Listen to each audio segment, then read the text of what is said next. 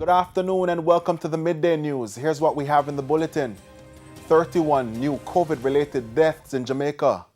Calls for government to put plans in place to address overcrowding at vaccination sites. And later in sports, Reggae Boy squad cleared after all members returned negative COVID results ahead of Mexico game. I'm Anthony Lugg. Here are the details. We begin with news that COVID-19 has claimed 31 lives in Jamaica, pushing the death toll to 1,549. The deaths were recorded between August 23 and 30. Majority of the victims are citizens over 50 years old. A 23-year-old woman from Westmoreland is among the latest deaths. The country also recorded 351 new cases from a batch of 1,099 tests done within the last 24 hours. The positivity rate is now 40.6%. The total case count is 68,482. Of that, 18,103 are active. 712 people have been admitted with the respiratory virus, 40 are critically ill, 94 are severely ill, and 196 moderately ill. Calls this afternoon for the government to put plans in place to address overcrowding and long lines at vaccination sites across the island. But as you hear in this report from Vashon Brown, the Ministry of Health says changes will be made to the process going forward. The issue was discussed on the morning agenda on Power 106 FM. The race against time to get the vaccine into the arms of as many people as possible so that the country can move closer to herd immunity. But all has not been smooth sailing. There were chaotic scenes at the National Arena on Monday when hundreds of Jamaicans who turned up at the facility to take the jab were sent elsewhere due to overcrowding. Professor of Public Health Dr. Winston Davidson is now pressing the government to put measures in place to improve the vaccination plan. But the problem is a logistical problem. It is slackness, and it ought to be dealt with. And if they can't do it, then put somebody else to do it. There are also calls for the government to remove the logistical aspect of the vaccination process from the Ministry of Health so the ministry can focus on getting the jab into the arms of Jamaicans. Public commentator Dennis Chung is of a different view. He believes better management is what's needed. The vaccination site was supposed to be opened at 9 o'clock. Yes. And it didn't open until 10 o'clock. So already, there's a problem right there. A long line was there, right? So the expectation that you have, and the reason why it never opened was not because of the nurses who are manning the thing, that they were very professional, right? But the vaccine never reached to the site on time. Director of Family Services at the Ministry of Health, Dr. Melody Ennis, says that the chaos on Monday was a behavioral issue. She's calling for the public to partner with the Ministry of Health to improve the matter. But the population has got to work with us. They have got to be disciplined. Why is it we cannot stand in a line 6 feet apart without the police or soldiers being there? Why can't we do that on our own? Dr. Ennis says the ministry will be taking a different approach in a bid to address the problem going forward. We have instructed that they should have 2 separate areas. You have an area for persons with appointments, and you have an area for persons who are walk-ins. Over 13,000 Jamaicans were vaccinated on Monday. Vashon Brown, TVJ News. And another coronavirus variant is now on the radar of the World Health Organization. Shamela Pullen reports. Mu or B1621 was first detected in Colombia in January. On Monday, the World Health Organization WHO described it was a variant of interest. The WHO considers it worthy of special monitoring, but it's viewed the variant as less of a potential problem. This is when compared to the Delta or Alpha strains. The WHO's epidemiology report says that preliminary data showed Mu appeared to be more resistant to antibodies. The WHO says preliminary data showed the variant has the same behavior as the Beta variant, but this needs to be confirmed by further studies. The international agency said the prevalence of this variant has declined globally, but it recorded that samples with the Mu variant is consistently increasing in Colombia and Ecuador. Mu is the fifth variant of interest to be listed by the WHO as a variant of interest, and there are also 4 more serious variants of concern. Shamela Pullen, TVJ News. Opposition leader Mark Golding is making several recommendations to the government as the country continues to battle the third wave of the coronavirus pandemic. Among other things, Mr. Golding says it is time to put measures in place to ensure the country does not run short on oxygen again. He was speaking during a national broadcast last evening. O'Shane Masters has more. The opposition leader said he was making his address at a perilous and frightening time for the nation. More and more people are rushing to hospitals due to COVID-19, and for Mr. Golding, the health sector has reached a breaking point.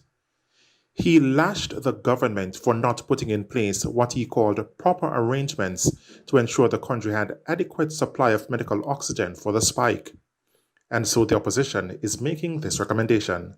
A high-level public-private sector committee should be tasked with the governance of the procurement of oxygen supplies and the logistics of oxygen delivery, with a clear mandate to plan ahead to ensure that we never run short of oxygen in our hospitals. Oxygen generators should be brought into Jamaica on an emergency basis to avoid shortages of this critical life sustainer. Oxygen generators, he says, will reduce the reliance on bulk oxygen and cylinders provided by the single local supplier. As for the country's current quarantine rules, the quarantine rules are not being properly monitored for compliance. COVID testing upon arrival and follow-up by the public health system should be rigorously enforced. With our healthcare system under stress, it is time to insist that all visitors to our shores are vaccinated. We have to protect our people and our country as we fight to get out of this crisis. And as the country continues to fight against COVID-19, the opposition leader argues that unity is lacking. The Disaster Risk Management Act has been used by the government to set the rules for the pandemic, but its main governance tool, the broad-based National Disaster Risk Management Council, has been abandoned. That council has not had a single meeting since I became leader of the opposition last year, November. The council should be bringing together both political leaders as well as experts from the public and private sectors to provide broad guidance and promote unity of purpose in confronting this disaster. In the meantime, Mr. Golding is also recommending that each parish set up a dedicated facility to look after healthcare workers if they fall ill while serving on the front lines of the pandemic. O'Shane Masters, TVJ News. And it's time now for a break. Stay with us. More stories when we return. Welcome back to the Midday News. Thanks for staying with us. Fishermen in Port Maria, St. Mary are asking for help following losses of their fish pots and other fishing supplies after the passage of Tropical Storm Ida. Cody and Barrett reports. The media them don't know nothing about it. Right, this thing just come and it could have killed the whole of Jamaica. Tropical Storm Ida caught fishermen on the Port Maria beach by surprise. Many said they had no time to secure or save any of their fishing supplies. We have 15 fish pots and we lost around 8 of them out there, so you don't know how it go. Rough out there. Can't do nothing about it. No money now make. Nothing now go on. So we have to just, if we can get little help around here, we go to give thanks for that. Well, I lost about 7 pots now still, you know.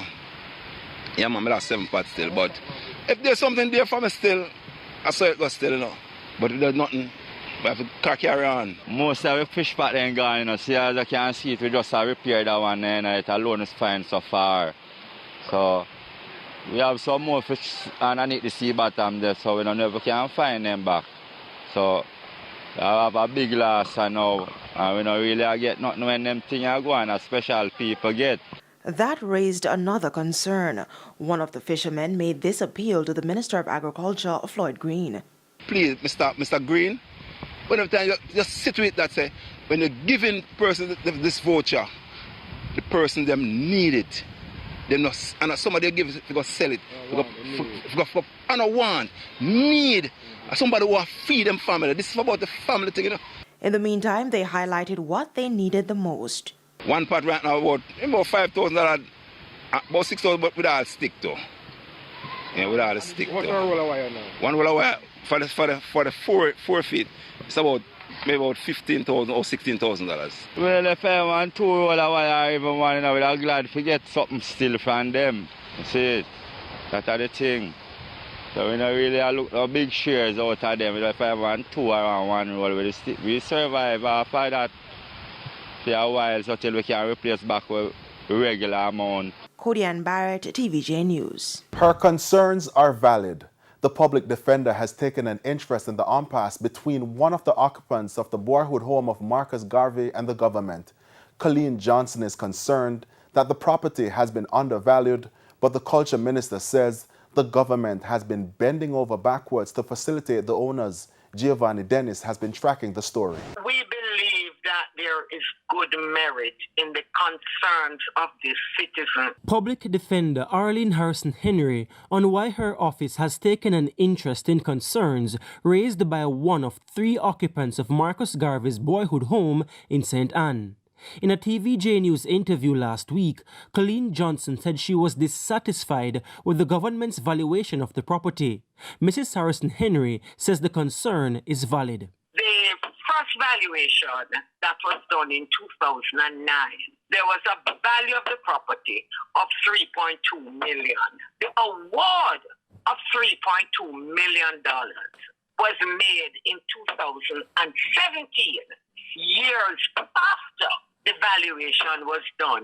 We are of the view that the Marcus Garvey boyhood home has cultural, historical, architectural, heritage value that has to be reflected in that which is offered to Ms. Johnson. And so, she wants the valuation to better consider the intrinsic historical and cultural value of the property. She also wants better dialogue. I believe that there is room for negotiations, and we have certainly started to look at how we can find a resolution to this problem. In the meantime, she insists Ms. Johnson's contention is that there was an oversight and she is not trying to be difficult. It is not the case that Ms. Johnson is not prepared to leave. It appears to us that the heritage value has not been adequately reflected in the purchase price and in the award made by the Commissioner of Land. The plan is to develop the property into a museum in honor of Jamaica's first national hero, Marcus Garvey. The government has constructed 2 housing units for the other 2 sisters, but wants the issue with Colleen Johnson resolved before any handover. Giovanni Dennis, TVJ News. And here's a preview of what's coming up in this evening's health report. In this evening's health report, we look at COVID-19 and nutrition. So you should try to avoid consuming foods that are high in sugar, high in fats, and also try to ensure that a lot of persons drink a lot of sugar-sweetened beverages like soda and juices that are high in sugar. So you try to avoid those foods. And especially for persons who may be diabetic or persons who are hypertensive, you try to ensure that you eat foods that will not spike your blood sugar for those who may be diabetic. That's the health report in Primetime News at 7. And now for today's healthy living tip. Keep up fruit and vegetable intake. Build up a stock of healthy snacks. Limit highly processed foods. And make cooking and eating a fun and meaningful part of your family routine. And it's time now for the Business Minute. Here's Cody and Barrett. In business news, the bid submission deadline for Phase 1 of the Greater Bernard Large Development Project has been extended to September 14. The administrators of the Greater Bernard Large Development Master Plan have invited qualified developers to participate in a competitive divestment process for land within the development area. Housing and agriculture will be equally prioritized, with up to 16,000 housing solutions programmed for construction and 1,300 acres of land reserved for small and medium-sized farmers. The Greater Bernard Large Development Master Plan spans a total of 5,397 acres. In business internationally, India's economy rebounded at a record rate in the 3 months to the end of June, even as a devastating second wave of COVID-19 hit the country. Looser pandemic curbs allowed for more economic economic activity compared to the country's first nationwide lockdown in 2020. Gross domestic product GDP grew by 20.1% for the April to June quarter compared to a year earlier. During the same period last year, India's economy shrank by 24%. And that's it for the Business Minute. I'm Cody-Ann Barrett. It's time now for a look at some of the top regional and international stories. In news from the region, health authorities in Grenada have warned that the pandemic situation in the country has become dire. They are appealing for the population to get vaccinated to curb the spread of the virus that has now resulted in the country having 267 active cases, including a 5-month-old baby. Grenada has a population of just over 100,000. And on the international scene, millions of Gulf Coast residents who survived Ida's devastating winds and deluge of rain face a new danger: widespread power outages that are expected to last for weeks, coupled with a period of excessive heat. Ida, which made landfall Sunday as a Category 4 hurricane, has already contributed to 5 deaths.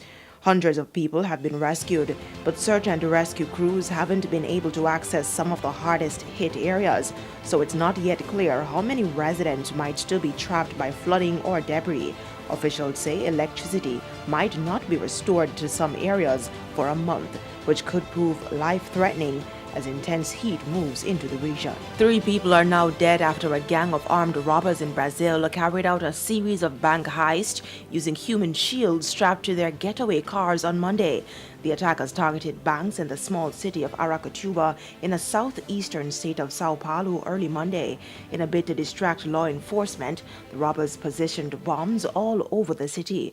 According to authorities, one man was seriously injured when the devices were detonated, losing both his feet. During the confusion, the heavily armed robbers held up 3 banks, taking hostages in the process. The hostages were then tied to the roofs and hoods of 10 cars to act as human shields. Of the 3 persons who died, 2 of them victims and 1 a suspected robber. 5 others were injured and 2 suspects were apprehended and sent to jail. And that's it for your regional and international roundup.